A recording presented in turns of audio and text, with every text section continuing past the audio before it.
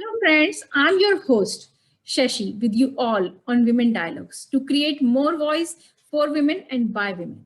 And today's our guest is from Bangladesh. She's a lawyer. She's a visiting professor at Asian University for Women, Chattogram. She's a co-founder of No Passport Voice. She's a barrister called the Bar of England and Wales by the Honorable Society of the Inner Temple.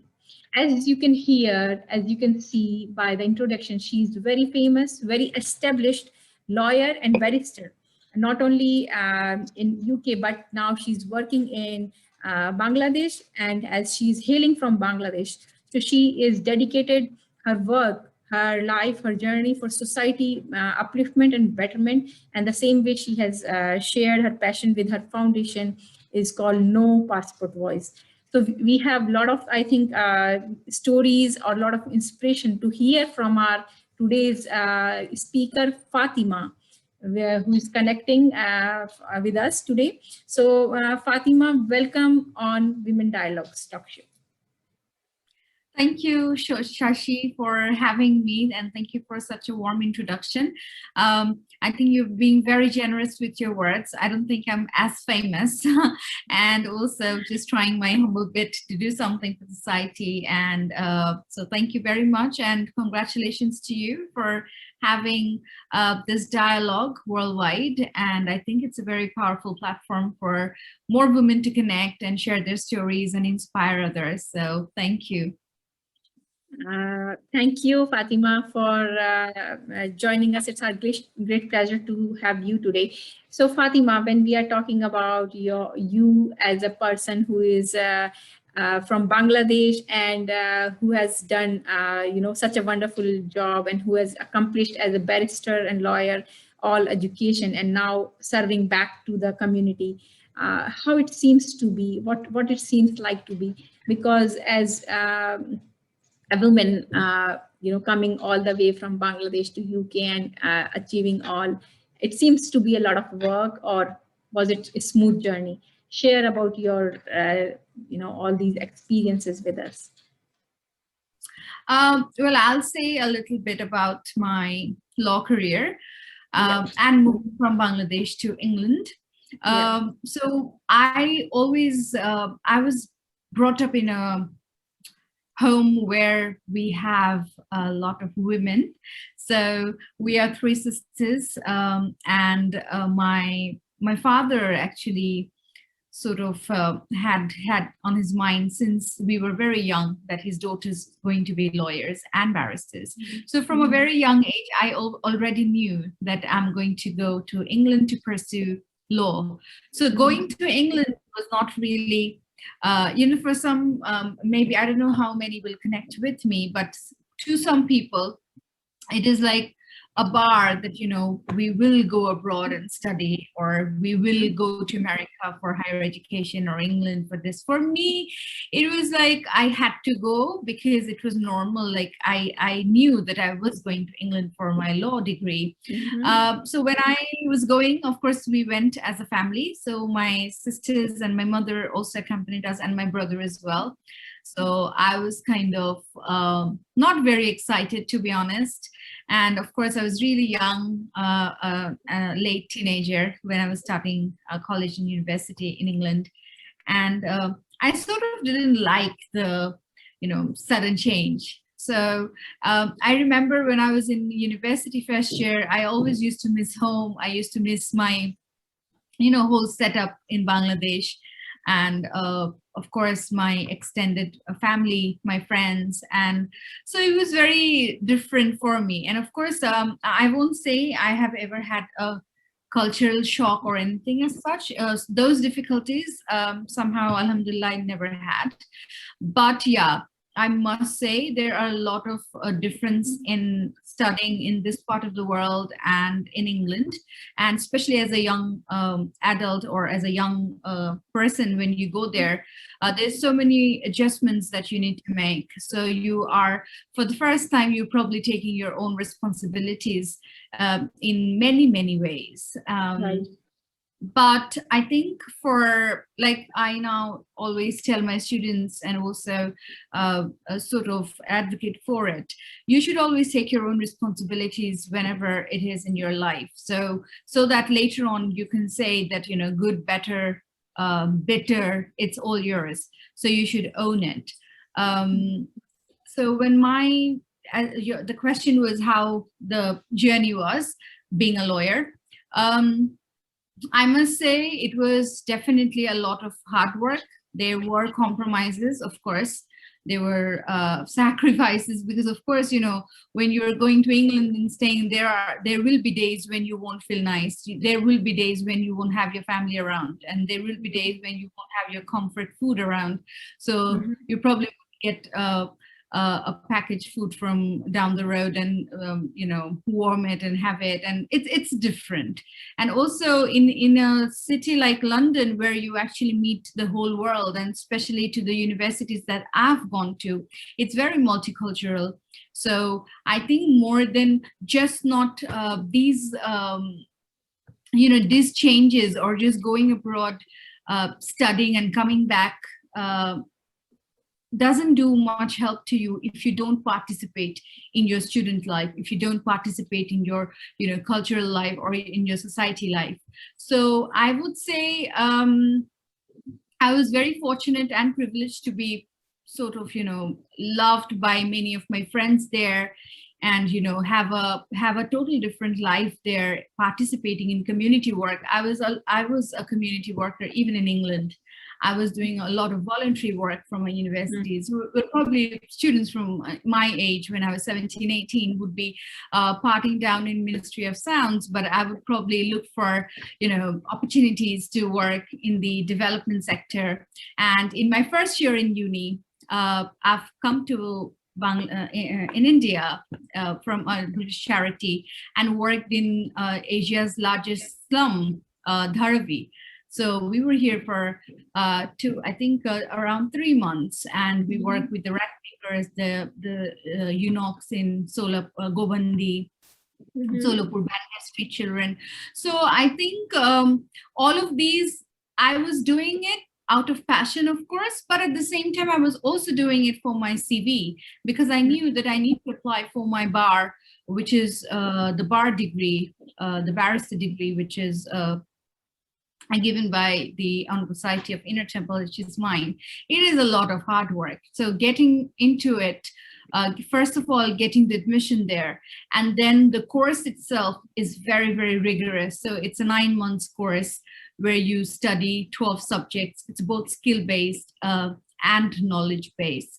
So those 12 months or 9 months to be precise, you won't have anything else to do, but you don't have social life, you don't have any other life, but just to, you know, focus on that degree and, you know, your timeline, your routine, and get that. And of course, at the end of the day, it's very prestigious. So if there is no hard work, if there's no perseverance, you don't have that, you don't achieve that. So smooth, I won't say it was very smooth, in a way that there were illnesses, majorly illnesses. So throughout from my LLB to the bar, I fought tuberculosis, which is a deadly disease, and a very rigorous treatment for that one. My treatment was 1.5 years. So, you know, having those treatment and at the same time studying and making sure that, you know, your grades don't fall, or making sure that you don't miss a term or you don't miss a year, all of these things. And of course, staying away from the comfort of your own family, your whole family, your home, your own home. So all of these, and probably my journey would be different from yours, and your journey will be different from mine, and each has its own beauty and struggles. So I would say that many people who see me from outside would be like, okay, so it's pretty cool, or it's very smooth that you know, you're staying in England, in central London, and studying, and that's about it. But no, there are a lot of day-to-day problems, or, you know, day-to-day struggles, or you struggle with your own mind. I also fought clinical depression in England while I was doing the bar course, and so nursing all of that, taking care of yourself, and taking care of your home in England. So it was never smooth, but yes, a lot of perseverance and your want to actually do something. Yeah, yeah, actually, as you shared, that's true. I having these all struggles, and then same time having focus to achieve the purpose you visited, the purpose you was there to get your degree, to get your grades in a set way.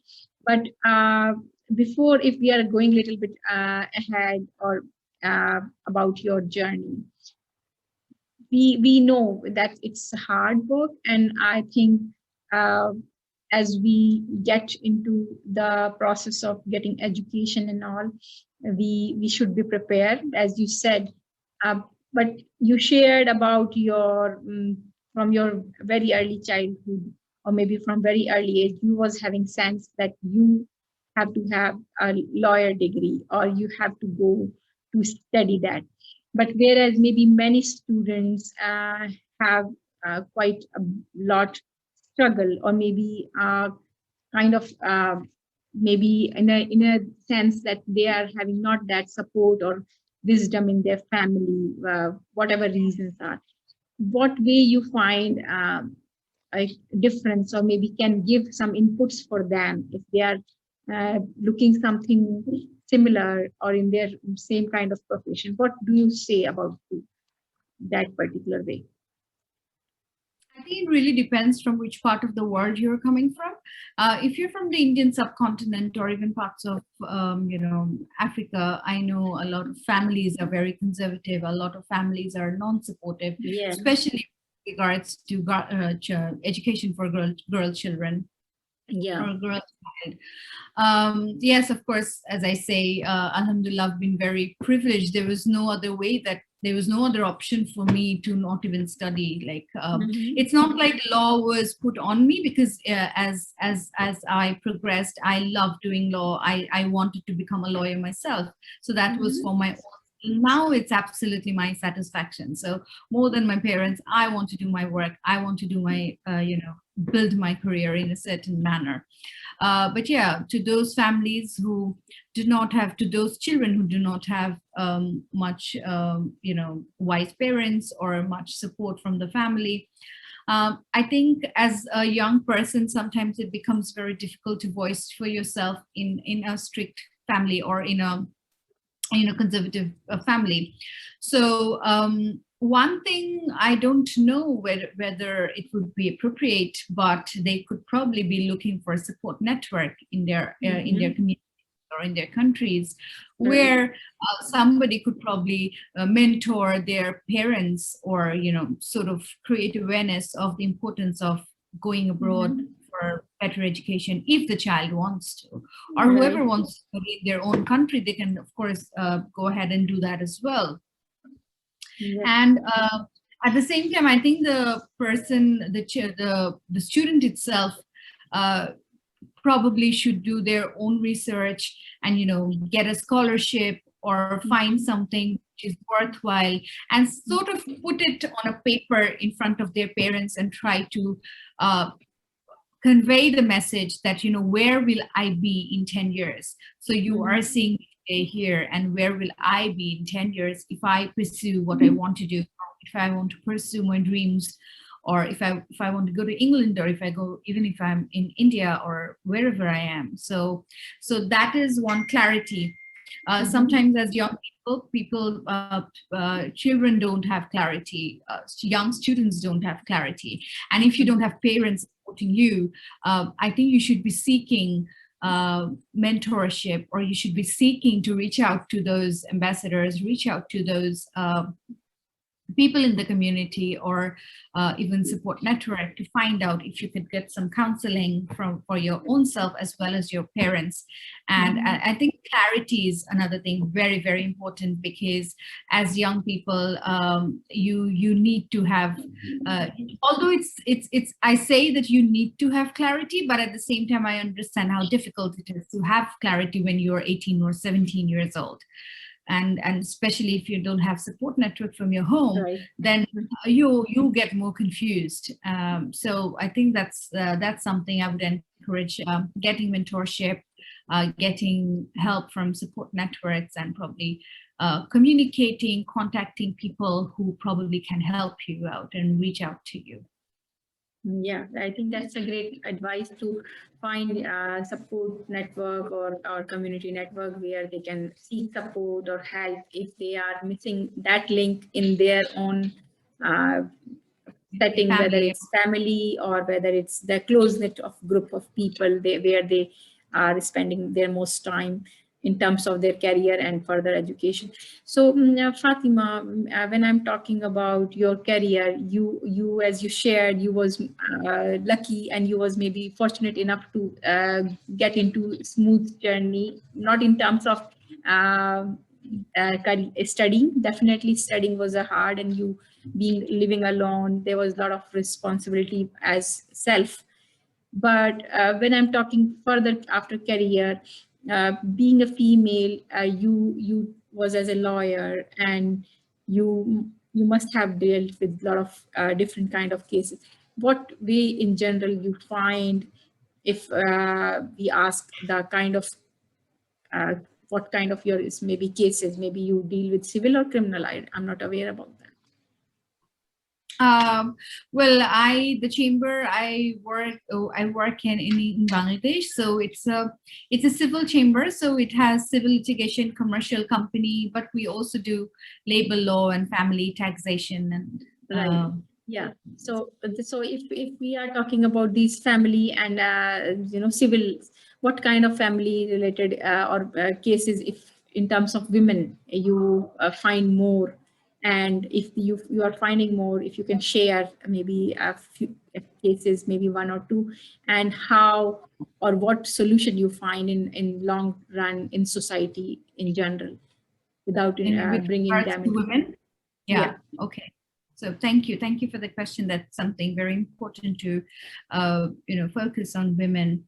Well, in general, I would say, again, I'm saying it depends on which part Yes, of the world you're in. exactly. So in the Indian subcontinent, even even though, yes, we have a lot of advancement now in Bangladesh, especially in Bangladesh, because we don't have much, I won't say we are a very, like it is a male dominated society, of course, but we do have a lot of participation.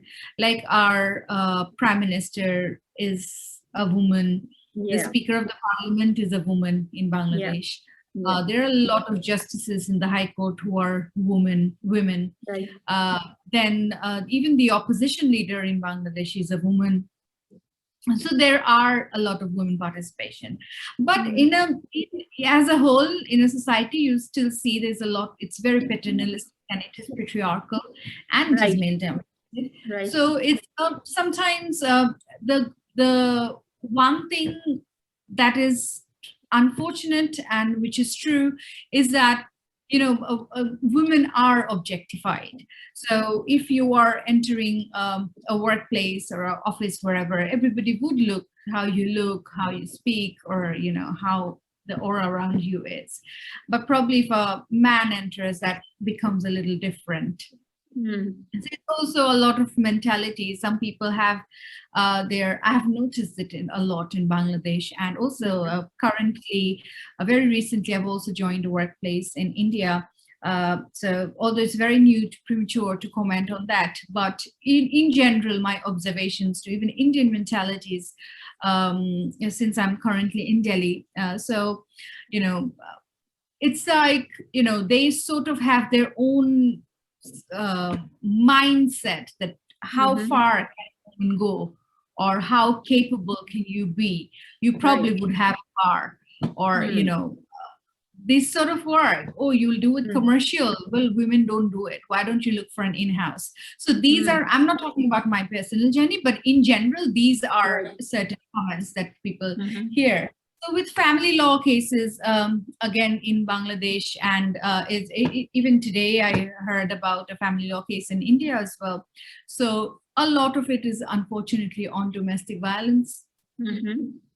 A lot of it is to do with custody of children. And in our chamber, we were fighting a case for a custody of a child, which was, very difficult because it had jurisdictional issue. So it was England and Bangladesh. The father was in England, the mother was in Bangladesh, and the son was like 7 years old. So all of this. So the most common cases that I won't say divorces, because divorces is something that you have all over the world. So that is common in any way. The difficulty that you're talking about are sometimes to do with, alumni, like after divorce, like, the papers, the case papers that we get, the statements of it. Some, of course, there will be inconsistencies. Of course, there will be exaggerations.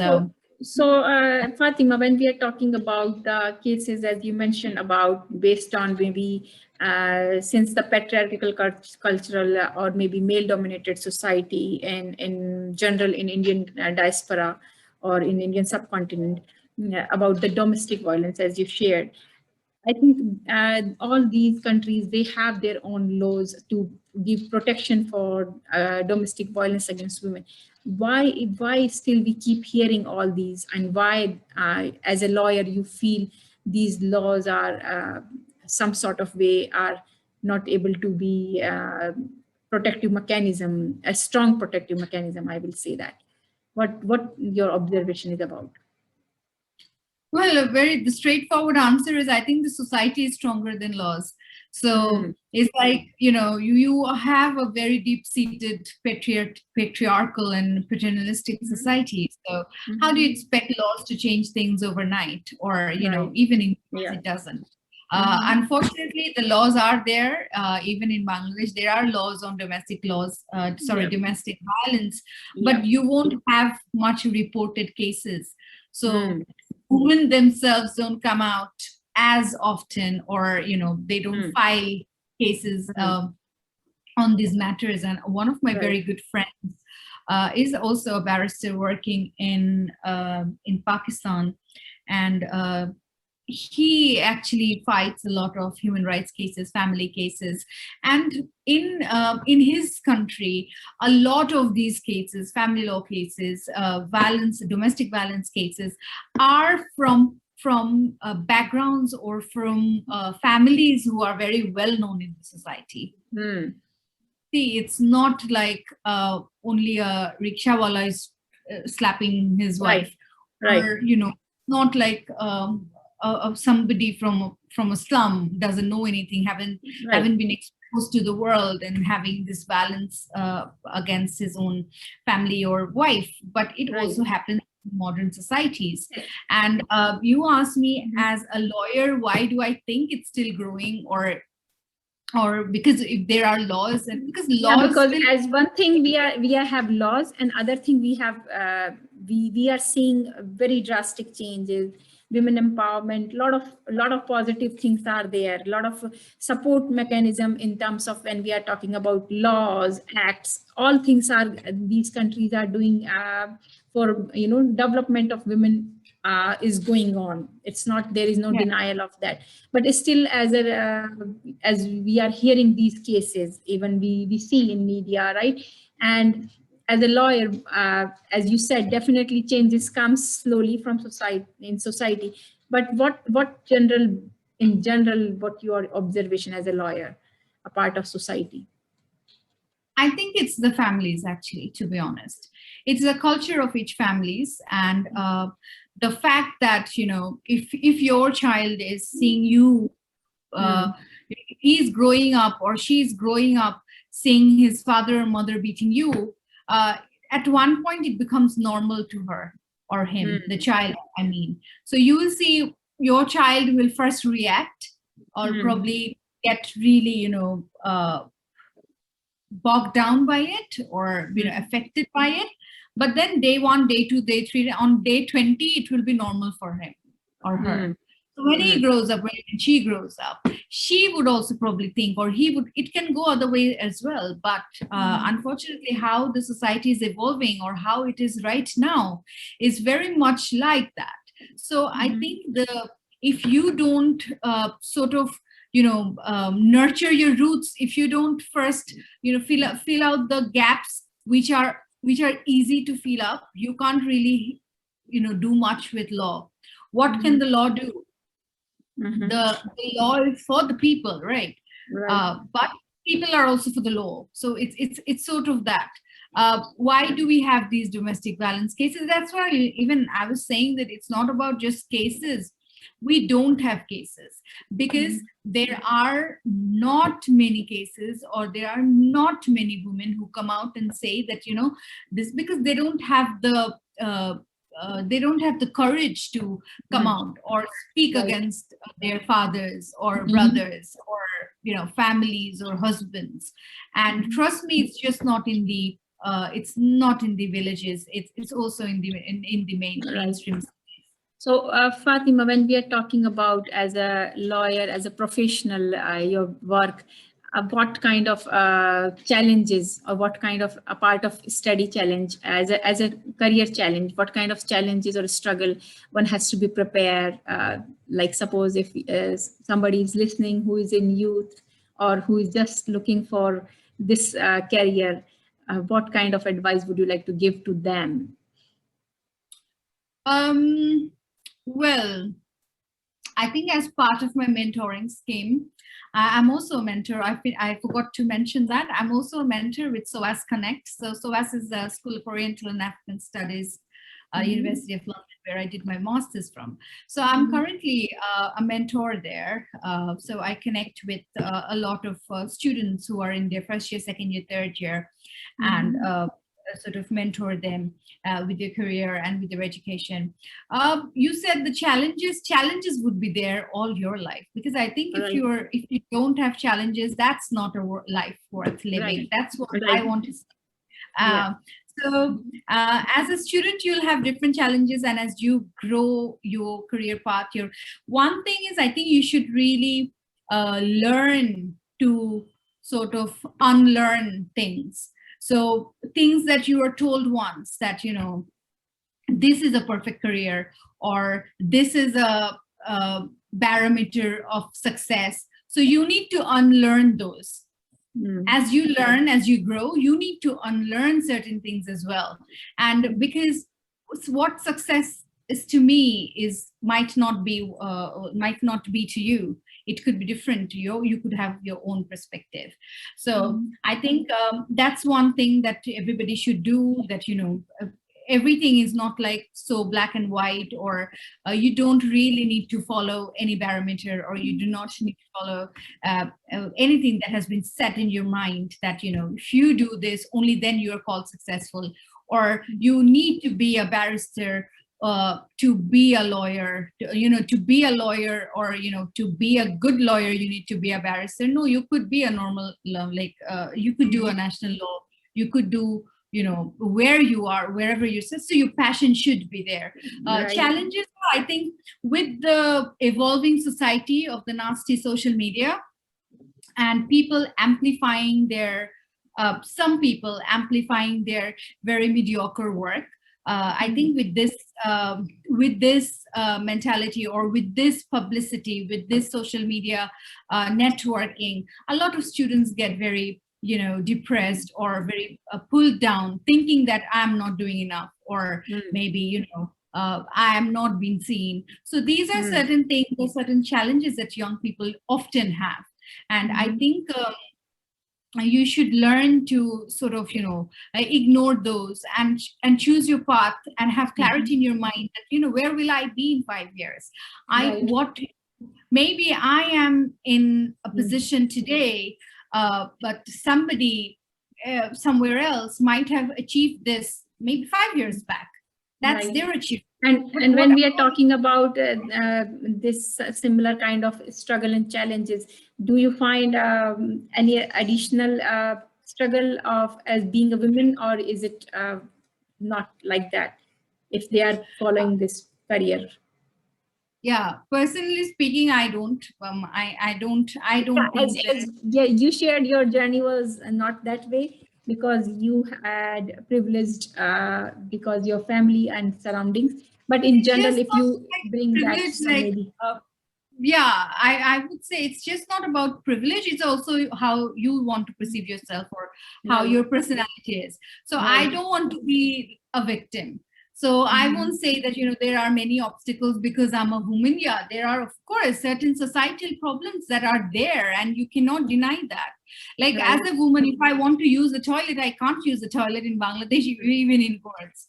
In my, unfortunately, in a very metropolitan society, in one of the poshest areas in Dhaka, when I'm going to a chamber, I have to share the toilet with 20 other men, and it's not always very, nice. And those are the struggle. In my case, I won't say the struggle is because I've been looked down, or I was not given opportunities because I was a woman, but I know these work. Of course, it happens in Other every case, if we sector. ask, in other case, we ask what strength as a women they get when they pursue this profession. Legal profession.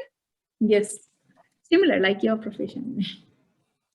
Oh, well, yeah. So I am kind of mixed because currently I'm doing legal consultancy, then I'm doing the social development work with my nonprofit, and also I'm now teaching at a university. So I think if you are, sorry, what your question was, the strength? As a women, if they are if they are following this profession and becoming lawyer, Yeah, what is strength or what way they we can have. find?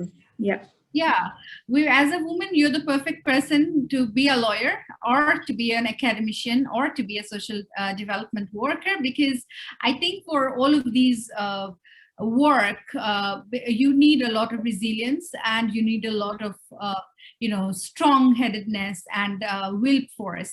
And I think women are very strong biologically, by birth, by mindset, and I do feel a woman is a whole in herself.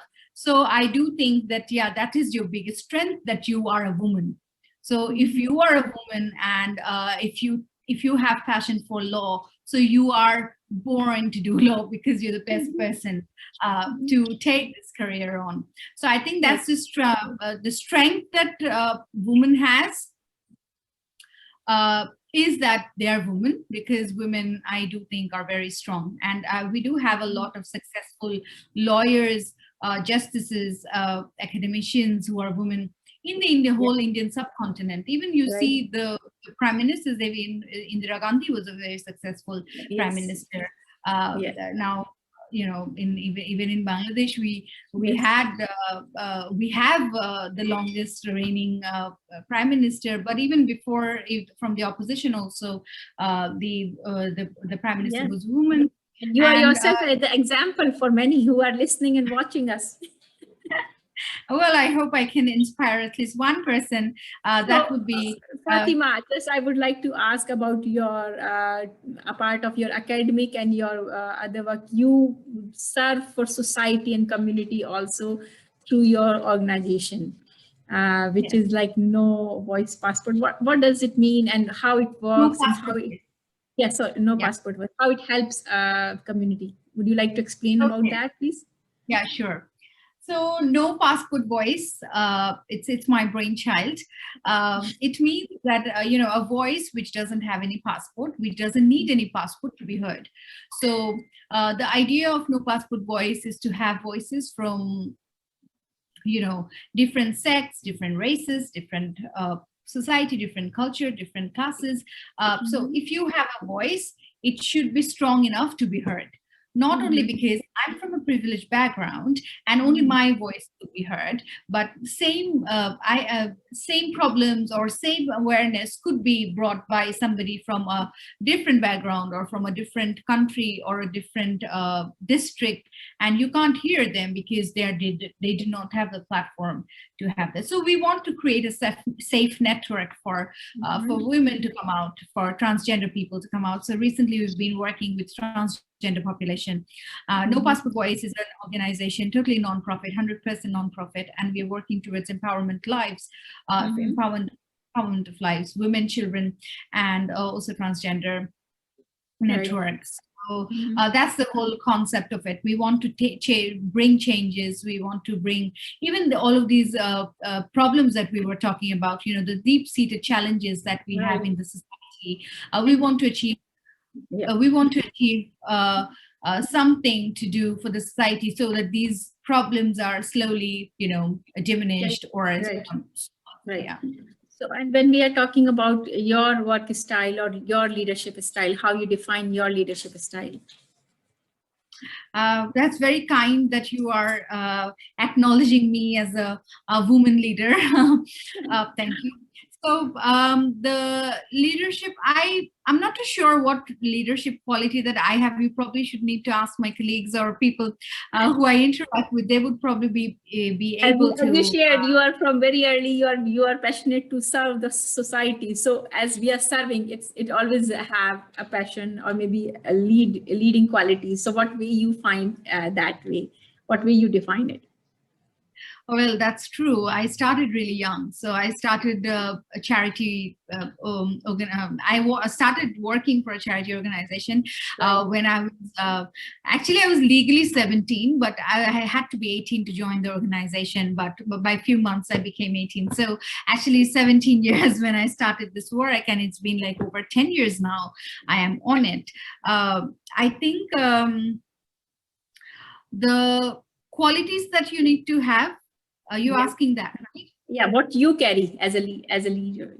Yeah, I don't know. I think I carry a lot of you know, passion to learn from people, from whoever I meet, from my students. I always tell my students. So yesterday, my students, it was a farewell party for my students, and you know, it's very interesting to teach at. I'm very privileged to be teaching at Asian University for Women because it's one of the very, very few universities where you get to interact with, you know, people from different backgrounds, from different societies, from different countries in Asia.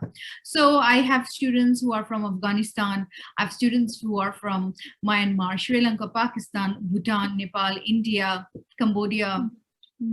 So you know, it's very, sometimes it becomes very challenging because each have their own issues, especially with the global pandemic situation. So that you would know the recent situation in Myanmar was really bad with the coup going on, and so some of my students had to move from their home and, you know, take shelter somewhere else.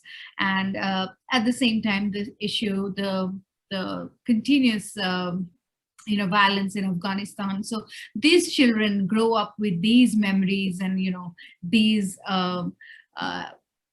sadness or these, you know, distress around them all the time. So think about their mental health, think about how they feel.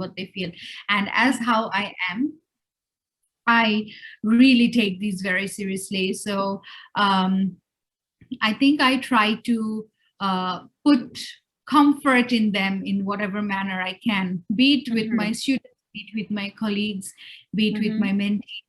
I try to put comfort, and also, you know, sort of I try to belong with them, because I don't want them to think that, you know, I have a different story, or, you know, there is a gap between me and myself, me and them themselves. So it's sort of, I think you say how I carry myself. I think I'm a very casual person. I'm very, you know, very passionate, and I'm very straightforward.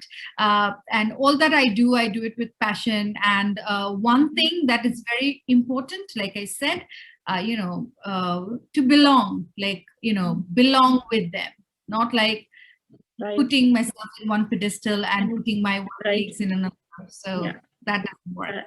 So when we are talking about your leadership style as a passion, bringing passion with whatever you are putting yourself into, how you find having a platform like this, Women Dialogue Global Talk Show, is important or needed as well? It's very much needed. So everything starts with, sharing. Everything starts with talking about, conversing. So this, I'm actually very honored to be here, and also very glad that it's a safe network to speak and, be you, like you said in the beginning of the session, that, I want you to be yourself. So this is something very important. It's not scripted. And I also would like to tell the audience that all of these questions are impromptu, the answers are impromptu, nothing is scripted, so everything is unscripted. And I think that is the power, because I think it's very, very important of what you are doing. You're trying to build up this global network, to bring people, to bring stories, because I have also learned a lot from different people from different parts of the world, and also greatly with my tutors that that taught me in England, and their journeys, and how they helped me. So it's very important, like I said before, how your environment matters so much. It's also very important to have that support network. That's why I say, you should reach out. If you don't have anyone in your country, reach out to somebody in another country, because the world is really small now. So you can reach out. So if my mentors, if my tutors didn't support me, or give me the right references in the right time, it wasn't being kind when I was ill, or wasn't being kind when I was depressed, then I wouldn't be where I am today. And at the same time, I try to reciprocate that in some way or the other, or I now try to mirror that with my own students, and it feels amazing. Like, when I go back to England, like last time I went, time before last, I went to my university to give a career talk, and it's nice, but because they could have chosen so many other people, but it's a blessing that they chose me, or they approached me. And the reason why that connection happened is because I was always in touch. I was speaking, I was conversing, I was sharing, I was learning, and I was trying to help and give in some manner. So I think giving back is very important. So this is a way of giving back to somebody somewhere, probably in some African village, or probably in Manhattan in New York. Somebody is sitting and listening to us, you never know, or probably pick a word or two and get inspired. And I think that's the power of all of this networking and bringing up a women platform. So yeah.